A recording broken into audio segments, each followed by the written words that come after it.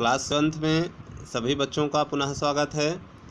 आइए आज हम चैप्टर नंबर 4 अति लोभो न कर्तव्यः पाठ का वाचन और उसका अनुवाद समझते हैं। अति लोभो न कर्तव्यः का अर्थ है अति अर्थात अत्यधिक लोभ, न अर्थात नहीं, कर्तव्य करना चाहिए, अत्यधिक लोभ नहीं करना चाहिए। तो आइए हम प्रारंभ करते हैं। मिलाएं सभी बच्चे अपनी अपनी बुक से। कस्मिंश्चित् देशे मायादासः नाम भूपति आसीत्। कस्मिंश्चित् देशे अर्थात किसी देश में मायादास नाम का एक भूपति अर्थात राजा रहता था। सः अति लोभी आसीत्, वह बहुत लोभी था। अतः दरिद्रः इव बसति स्म, इसलिए वह दरिद्रों की तरह रहता था। इसके बाद आप देखें, यहाँ से थोड़ा सा इसका फ़ॉन्ट साइज बड़ा कर देते हैं तो आपको स्पष्ट दिखाई देगा। इसके बाद हम सेकेंड पैरे से स्टार्ट करते हैं कि एकदा कोपी मुनि, एक दिन कोई मुनि तस्य प्रासादम आगच्छत। प्रासादम अर्थात महल। एक दिन कोई मुनि उनके महल में आया। सत्कारेण संतुष्ट मुनि, उसके कार्य से वह संतुष्ट होकर के मुनि ने कहा, अब राजन अर्थात हे राजा, अभीष्टम वरम वरे, अर्थात अभीष्ट का अर्थ होता है अपना सबसे प्रिय वरदान मांगो। लोभेन प्रेरितः सः अवदत्, लोभ से प्रेरित होकर के उसने कहा कि अहम यद किंचित अपि पदार्थानि स्पर्शम करिष्यामि। अहम अर्थात मैं, यद किंचित किसी भी चीज़ को या वस्तु को या पदार्थ को, स्पर्शम करिष्यामि स्पर्श करूँगा, तद एव सौवर्णाः भवेत्, वह सौवर्णा अर्थात सोने की बन जाए। मुनि ने कहा तथास्तु, अर्थात जैसा मांग रहे हो वरदान वैसा हो। इत्युक्ता गच्छति स्म, ऐसा कह कर के वह चला जाता है। तत्पश्चात सा राजा गृहे स्थितानि वस्तूनि स्पर्शयति स्म।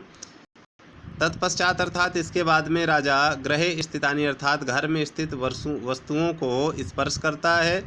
तानि वे सभी सद्यः अर्थात जल्दी से, शीघ्रता से, सौवर्णानि अभवन् सोने में परिवर्तन हो जाती हैं। मायादासः अतीव प्रसन्ना अभवत्, मायादास बहुत प्रसन्न हुआ। पिपासाकुलः, प्यासा होने पर, सह जलम पातुम इच्छति, वह जल पीने की इच्छा करता है। परंतु यदा सह जलम स्पर्शयति, लेकिन वह जैसे ही जल को स्पर्श करता है, तदा जलम अपि सुवर्ण पिंडम अहवत, तो वह जो जल था वह जल भी सोने का बन गया। तदैव अवसरे, उसी अवसर पर, तस्य पुत्री पुष्पाणि आदाय तत्र आगतः, उसी समय उसकी पुत्री पुष्प लेकर के, आदाय अर्थात लेकर के वहाँ पर आती है। सा राजा तानि पुष्पाणि स्पर्शयत्, राजा ने उन पुष्पों को स्पर्श किया। तानि अपि सुवर्णानि अहवन, वे भी सोने की बन गईं। दुखिता पुत्री मायादासः अंके उपविश्यति स्म, दुखी होकर के वह अपनी पुत्री को मायादास अंके अर्थात गोद में उपवेश्यति बैठाता है। परम हंता, लेकिन हाय दुख होकर के, दुखी होकर के, सा अपि सुवर्णमयी जाता, उसकी पुत्री भी सोने की बन गई। मायादासः अतीव दुखी अभवत, मायादास बहुत दुखी हुआ। उच्चई चा व्यलपत, व्यलपत अर्थात विलाप करना, दुख प्रकट करना, और बहुत जोर से वह अपना दुख प्रकट करने लगा। तस्मिन् एव क्षणे मुनि राज्ञा पुरता प्रत्यक्षा अभवत, उसी समय जो मुनि थे वह राजा के सामने प्रत्यक्ष प्रकट। मायादास ने उनसे निवेदन किया, महर्षि अर्थात हे ऋषि, कृपया दत्तम वरम निर्वर्तयतु, कृपया आपने जो वरदान दिया था आप उसका निवारण करें। मुनि अवदत्, मुनि ने कहा, चिंता मा करो, चिंता नहीं करो। उद्यानात् जलम आनय, उद्यान से जल लाओ। तेन जलेन सिक्तानि वस्तूनि पूर्वावस्थायां प्राप्स्यति, उन्होंने कहा उस जल से यदि तुम किसी भी वस्तुओं को, अर्थात जो वस्तुएं अभी तक सोने की बन गई हैं, वह पूर्व अवस्थायाम प्राप्स्यन्ति, वह पूरी पूर्व अवस्था में पहले के समान हो जाएंगी। इत्युक्ता सा अदृश्यम अभवत, ऐसा कहकर के वह वहाँ से अदृश्य हो गए।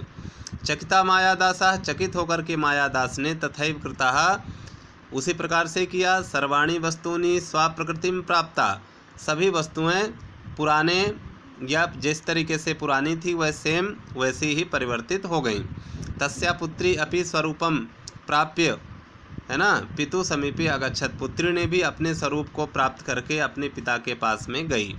मायादासा लोभम त्यक्त्वा, मायादास ने लोभ को त्याग करके जीवन यापनम कर्तुम प्रतिज्ञाम अकरोत्, जीवन यापन करने की उसने प्रतिज्ञा की। सत्यम एव उक्तम, सही कहा गया है। अति लोभो न कर्तव्यः, हमें अत्यधिक लोभ नहीं करना चाहिए। इस तरह से पाठ के माध्यम से आपको जो है हिंदी अर्थ सिखाया या समझाया जा रहा है। आप लोग सुने और हिंदी अर्थ करने की कोशिश करिए।